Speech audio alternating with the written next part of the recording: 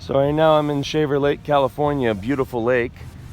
And I'm gonna show you something right now, and it happened to me in Yosemite where half my leg fell into the soil. It was really soft because in nature, everything is just wood chips. There's no fertilization. Yes, there might be scat from random animals, but the way the soil is built in nature is wood chips, limbs, branches, leaves, and twigs fall on the ground over millennia and build the soil. And I want to show you, I just dug in about half a foot and already I'm seeing mycelium, as you can see right here.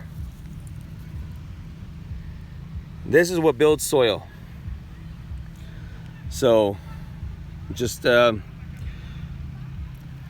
know, I'm at over 800 videos talking about the same thing, and I still get comments of people saying that I'm doing it incorrectly. And there's a lot of comments saying I'm doing it correctly, but this is what it's all about. This is soil. That is soil. Nature's soil. Not the bag stuff you buy at the hardware store. Happy gardening, everyone.